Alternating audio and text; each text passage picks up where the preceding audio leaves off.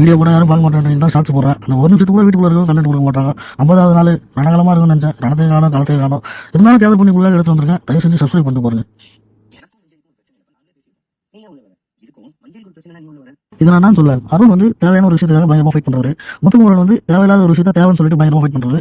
மொத்தத்தில் 2 பேர் பாயிண்ட்டும் வேலைபுல்லாக இருக்கும், ஃபைட்டும் தேவையாக இருக்கும். ஆனால் இன்னைக்கு இவங்க 2 பேர் போட்ட ஃபைட்டும் தேவையில்லாத ஃபைட்டு. அந்த தேவையில்லாத ஃபைட்டுக்கு ஒரு ஜட்ஜி வந்து அந்த ஸ்பாட்டில் முடிவு சொல்ல மாட்டார். வழக்கு நைட்டு தள்ளி போட்டு நைட்டு தான் அவர் தீர்ப்பு சொல்லுவார். தீர்ப்பு நல்லா தான் சொன்னார்.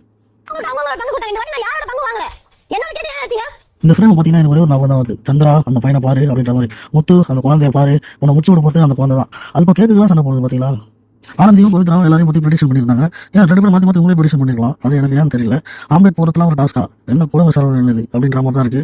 வேற ஒன்றும் பெருசாக இல்லை. கேப்டன் நல்லா பண்ணாரு. இது வந்து கோவா கேங்கா. மொத்தத்தில் மண்டே விஷால் ரசிகாக்குள்ள இருக்குது காதலா இல்லை விஷால் ஸ்ட்ராட்டஜியா?